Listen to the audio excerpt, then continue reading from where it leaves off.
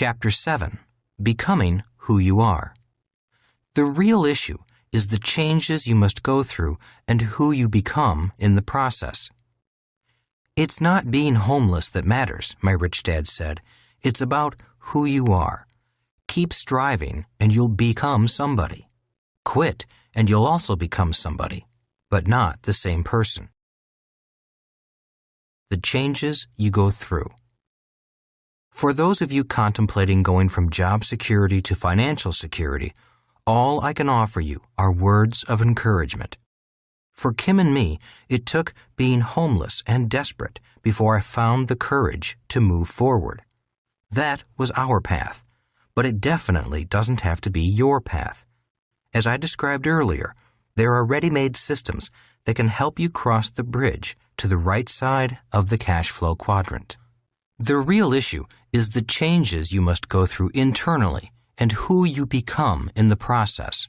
For some people, the process is easy. For others, the journey is impossible. Money is a drug. Rich Dad always said to Mike and me, money is a drug.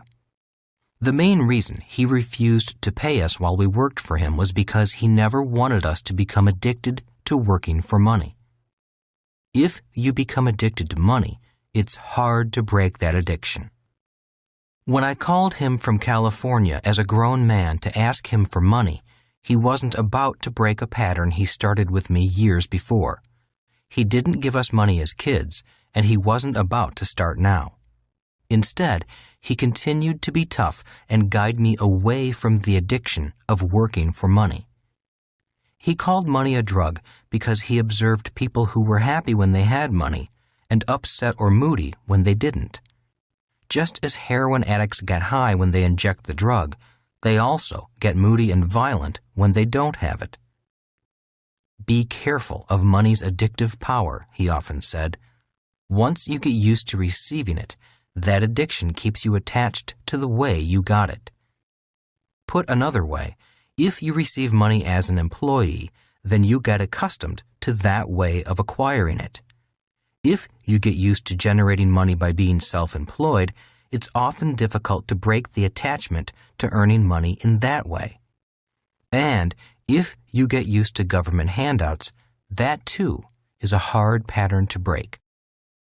The hardest part about moving from the left side to the right side is the attachment you have to the way you are used to earning money, said Rich Dad. It's more than breaking a habit. It's breaking an addiction. That's why he stressed to Mike and me to never work for money. He insisted we learn to create our own systems as a way of acquiring money. The patterns.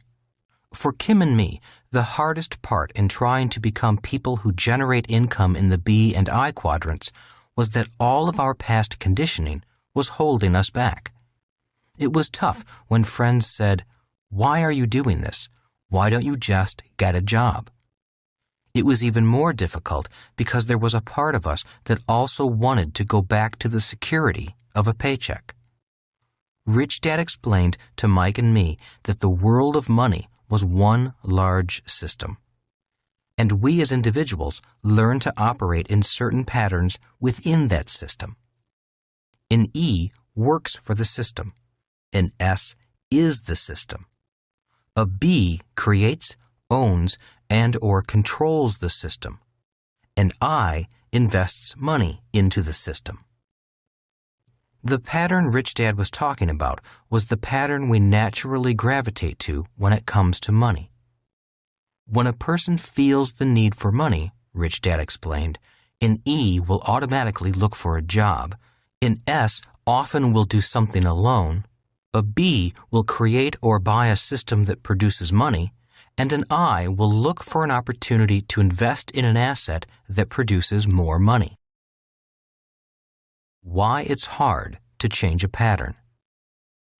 The reason it's hard to change a pattern is because money today is essential for life.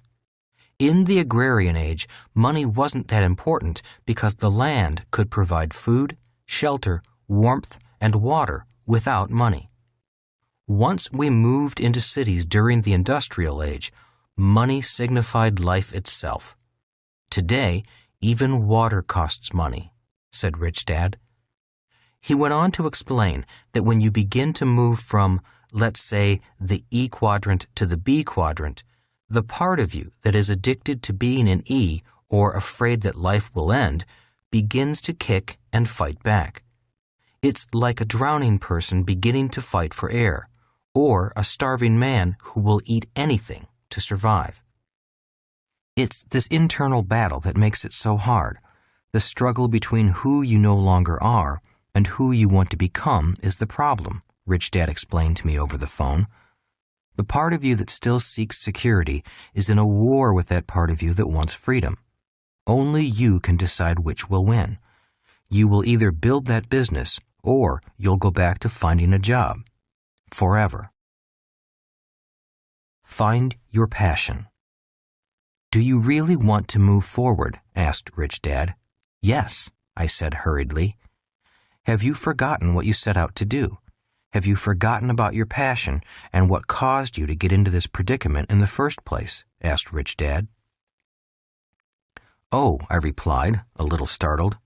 I had forgotten. I stood there at the payphone, clearing my head so I could remember what got me into this mess in the first place. I knew it, said Rich Dad, his voice booming over the phone. You're more worried about your own personal survival than keeping your dream alive. Your fear has pushed aside your passion.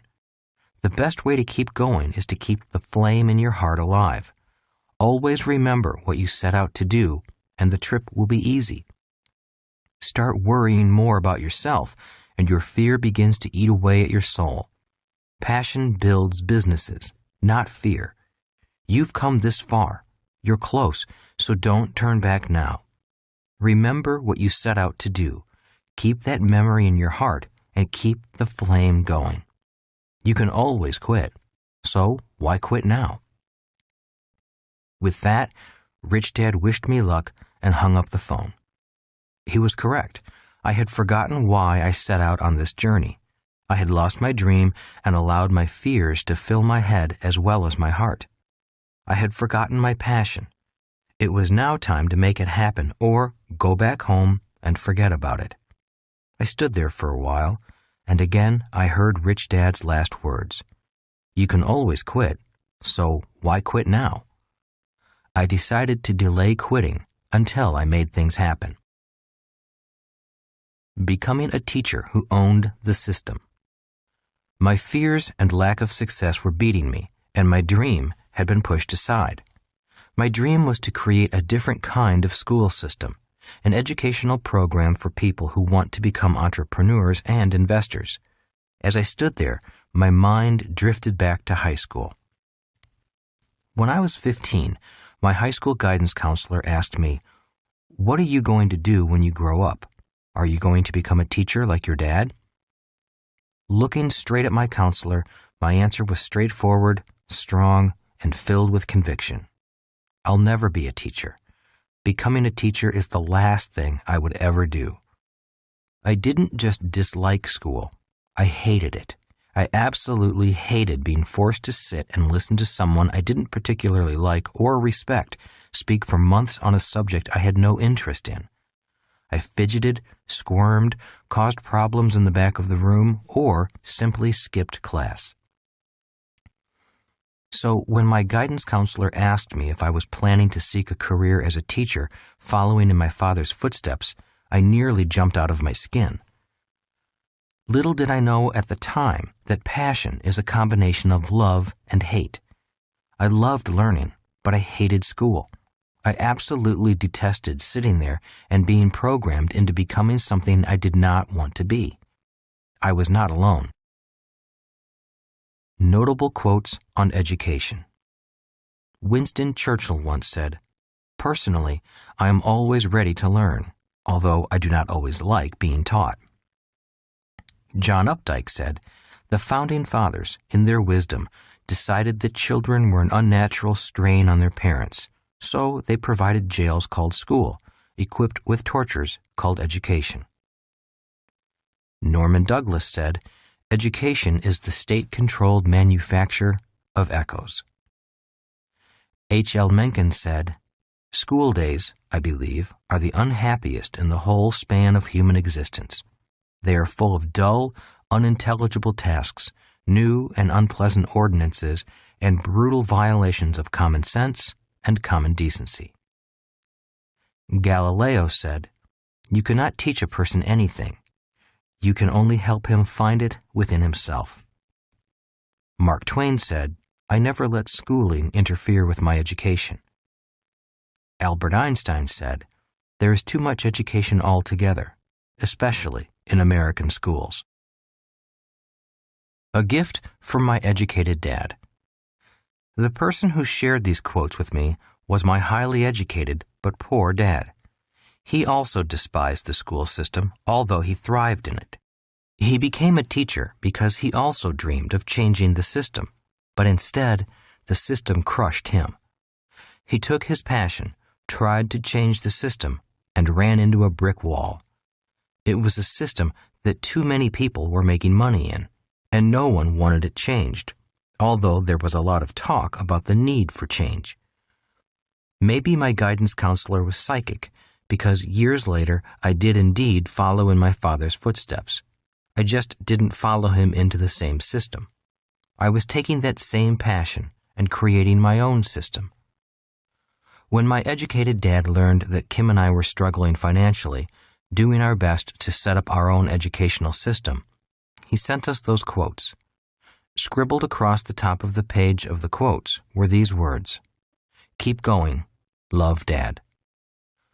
Up until that moment, I never knew how much my educated dad hated the system and what it did to young people. But after this gesture of encouragement, things began to make sense. The passion that was driving me then was the same passion that had driven him years earlier. I was just like my real dad, and I'd unwittingly picked up the torch from him. I was a teacher at the core. Maybe that's why I hated the system so much. In hindsight, I had become both dads. From my rich dad, I learned the secrets of being a capitalist. From my highly educated dad, I inherited the passion for teaching. With this combination, I could now do something about the educational system. I didn't have the desire or ability to change the current system, but I did have the knowledge to create my own system. The years of training begin to pay off. For years, my rich dad groomed me to become a person who created businesses and business systems. The business I set up in 1977 was a manufacturing company. We were one of the first companies to produce the nylon and Velcro surfer wallets that came in bright colors. We followed that product with the Shoe Pocket, a miniature wallet also made of nylon and Velcro that attached to the shoelaces of running shoes. In 1978, jogging was the new craze, and runners always wanted a place to put their keys, money, and ID cards. Our meteoric success was phenomenal, but soon the passion for the product line and the business drifted away. It began to weaken once my little company was pounded by foreign competition. Taiwan, South Korea, and Hong Kong were shipping products identical to mine and wiping out the markets we developed. Their prices were so low that there was no way we could compete. They were retailing products for less than it cost us to manufacture them. Our little company was faced with a dilemma: fight them or join them. My partners and I realized we couldn't win the battle. The companies flooding the market with cheap products were too strong. A vote was taken, and we decided to join them. The tragedy was that, in order to stay afloat, we had to let go of most of our faithful and hardworking staff. That broke my heart. When I inspected the new factories we contracted with for our manufacturing in Korea and Taiwan, my soul died a little. The working conditions these young workers were forced into were cruel and inhumane. I saw 5 workers stacked one on top of the other in a space where we would only allow 1 worker. My conscience began to bother me deeply, not only for the workers we let go in America, but also for our new workers overseas.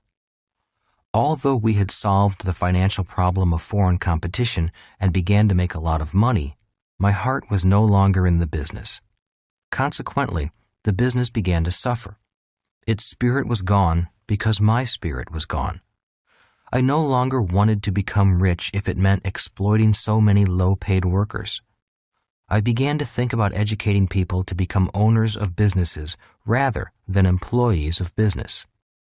At age 32, I was beginning to become a teacher, but I didn't realize it at the time. The business began to decline, not due to a lack of systems, but because of a lack of heart or passion. By the time Kim and I started out on our new business venture, the wallet company was gone. Downsizing coming. In 1983, I was invited to give a talk to the MBA class at the University of Hawaii. I gave them my views on job security. They didn't like what I had to say. In a few years, many of you will lose your jobs or be forced to work for less and less money with less and less security. Because my work caused me to travel the world, I witnessed firsthand the combined power of cheap labor and innovations from technology. I realized that a worker in Asia, Europe, Russia, or South America was really competing with workers in America. I knew the idea of high pay and a safe, secure job for workers and middle managers was an idea whose time had passed. Big companies would soon have to make cuts, both in their number of employees and in the dollars they paid to workers, simply to be able to compete globally. I was never asked back to the University of Hawaii. A few years later, the word downsizing became commonplace. Every time a big company merged with another company, workers became redundant and downsizing occurred. Every time the owners wanted to make their shareholders happy, a downsizing occurred.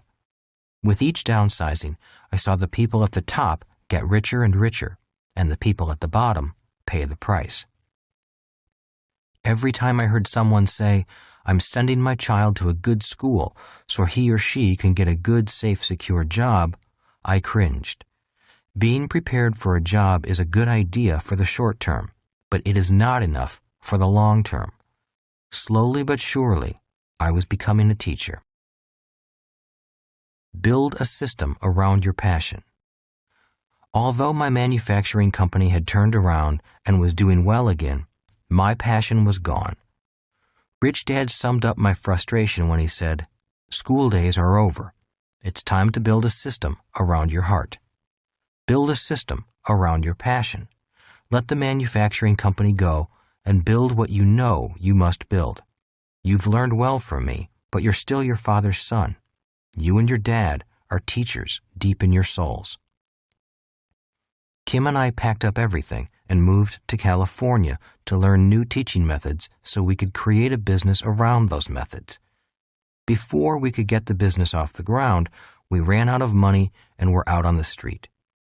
It was that phone call to my rich dad, my wife standing by me, anger at myself, and a rekindling of the passion that got us out of the mess we were in. Soon, we were back to building a company. The company was an educational company using teaching methods that were almost the exact opposite of those used in traditional schools. Instead of asking students to sit still, we encouraged them to be active. Instead of teaching via lecture, we taught by playing games. Instead of being boring, we insisted our teachers be fun. Instead of teachers, we sought out business people who actually started their own companies and could teach using our style of teaching. Instead of grading the students graded the teacher. If the teacher got a lousy grade, the teacher was either put through another intensive training program or asked to leave. Age, educational background, sex, and religious beliefs were not criteria. All we asked for was a sincere desire to learn and to learn quickly. We were eventually able to teach a year's worth of accounting in one day. Although we mainly taught adults, we had many teenagers learning right alongside highly paid, well-educated business executives. Instead of competing on tests, we asked them to cooperate on teams. Then we had the team take a test, competing against other teams taking the same test. Instead of striving for grades, we bet money, with winner take all. The competition and desire to do well as a team was fierce. The teacher did not have to motivate the class. He or she just had to get out of the way once the learning competition began. Instead of quiet at test time, there was yelling, screaming, laughter, and tears. People were excited about learning. They were turned on by learning, and they wanted to learn more. We focused on teaching just two subjects, entrepreneurship and investing, the B and I quadrants. The people who wanted to learn these subjects in our style of education showed up in droves. We did not advertise. Everything spread by word of mouth. The people who showed up were people who wanted to create jobs, not look for jobs. Once I made up my mind not to quit that night at the phone booth, things began to move forward. In less than 5 years, we had a multi-million-dollar business with 11 offices throughout the world. We had built a new system of education, and the market loved it. Our passion had made it happen, because passion and a good system overcame fear and past programming. A teacher can be rich. Whenever I hear teachers say they aren't paid enough, I feel for them. The irony is that they are a product of their own system's programming. They look at being a teacher from the point of view of the E quadrant rather than the B or I quadrant. Remember, you can be anything you want to be in any of the quadrants, even a teacher. We can be anything we want. Most of us have the potential to be successful in all of the quadrants. It all depends on how determined we are to be successful. As my rich dad said, passion builds businesses, not fear. The problem of changing quadrants is often found in our past conditioning. Many of us came from families where the emotion of fear was used as a prime motivator to get us to think and act in a certain way. For example, did you do your homework? If you don't do your homework, you'll flunk out of school and all your friends will laugh at you. If you keep making faces, your face will get stuck in that position. And the classic, if you don't get good grades, you won't get a safe, secure job with benefits. Well, today, many people have gotten good grades, but there are fewer safe, secure jobs and even fewer with benefits like pensions. Many people, even those with good grades, need to mind their own business and not just look for a job where they will mind someone else's business. It's risky on the left side.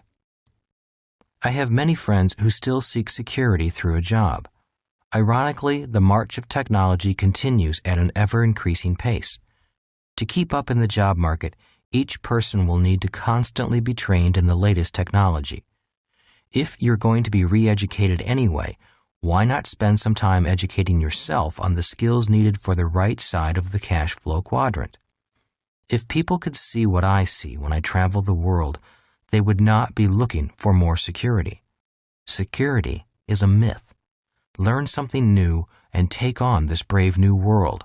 Don't hide from it. It is also risky for self-employed people. If they get sick or injured, their income is directly impacted. As I get older, I meet more self-employed people my age who are physically, mentally, and emotionally burned out from hard work. The more fatigue a person endures, the less secure they become, and the risk of them having an accident also goes up. It is more secure on the right side. The irony is that life is actually more secure on the right side of the cash flow quadrant. For example, if you have a secure system that produces more and more money with less and less work, then you really don't need a job or need to worry about losing your job. To make more money, simply expand the system and hire more people. I apply the same principle when I teach about expanding your means rather than living below your means. Living below your means crushes the spirit, and I have always looked for ways to expand my means so that I can enjoy all that life has to offer. People who are high-level investors aren't concerned about the market going up or down because their knowledge allows them to make money either way. If there is a market crash and/or a depression in the next 30 years, many baby boomers will panic and lose much of the money they had set aside for retirement. If that happens in their old age, instead of retiring, they'll have to work for as long as they can. Professional investors are people who risk little of their own money and yet still make the highest returns. The people who know little about investing take the risks and earn the least return.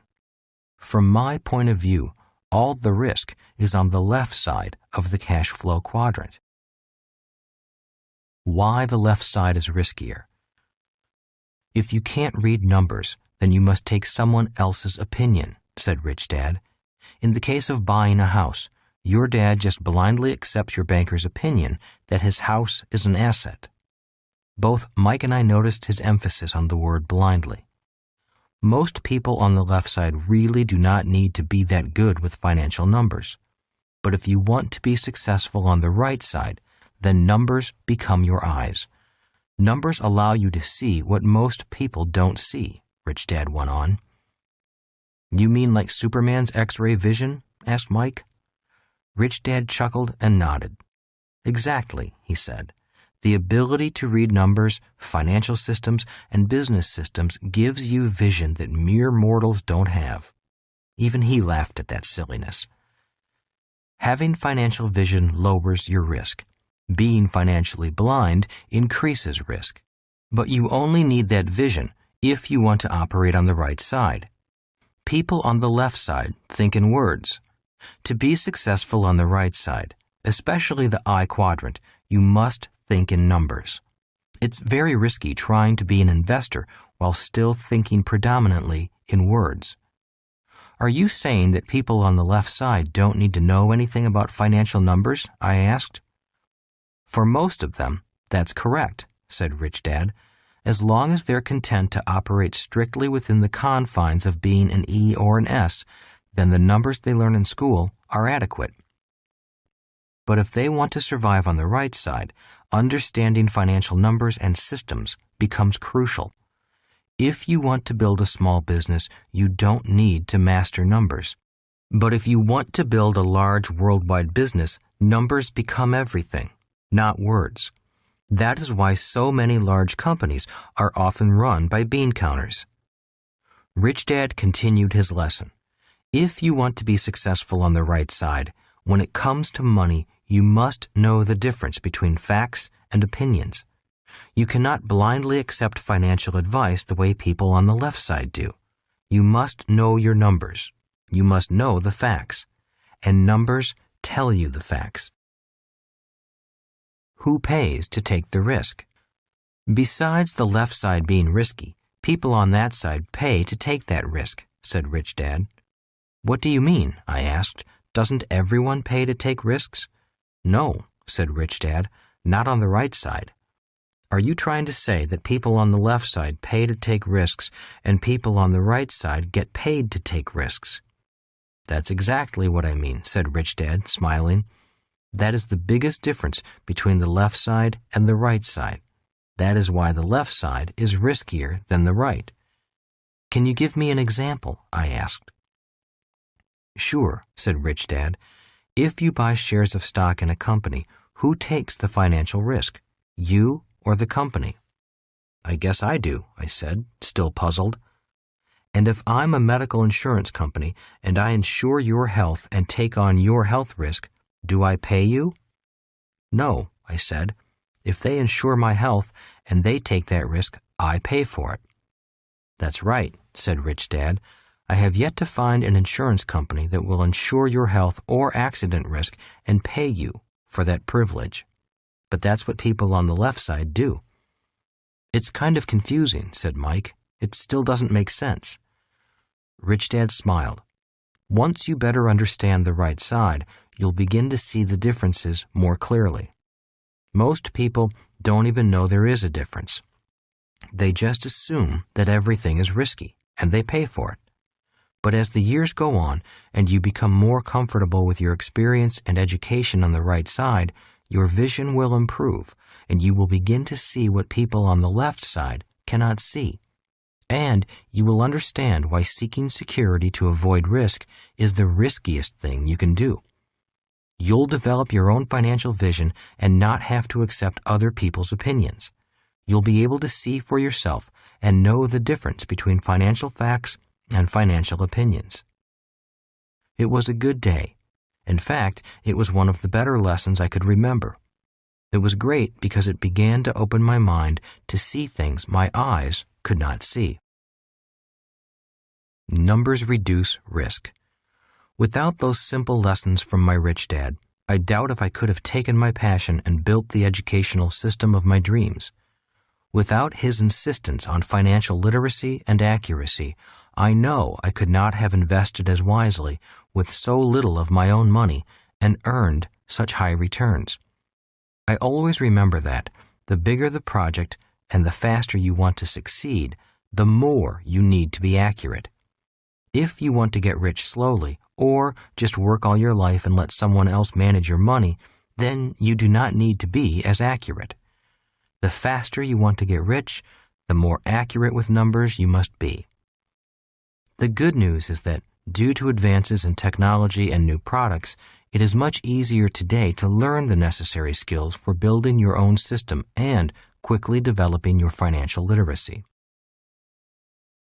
You can go fast, but don't take shortcuts. To reduce your taxes, buy a bigger house and get deeper into debt so you can get a tax write-off. Your home should be your largest investment. You'd better buy now because the prices always go up. Get rich slowly. Live below your means. If you take the time to study and learn about the subjects required for the right side of the cash flow quadrant, such statements won't make much sense. It might make sense to someone on the left side, but not to someone on the right. You can do anything you like, go as fast as you like, make as much money as you like, but you have to pay the price. You can go quickly, but remember, there are no shortcuts. This book is not about answers. This book is about looking at financial challenges and objectives from a different point of view. It's not that one point of view is better than another. It's simply smarter to have more than one point of view. In listening to the following chapters, you may begin looking at finances, business, and life from a different point of view.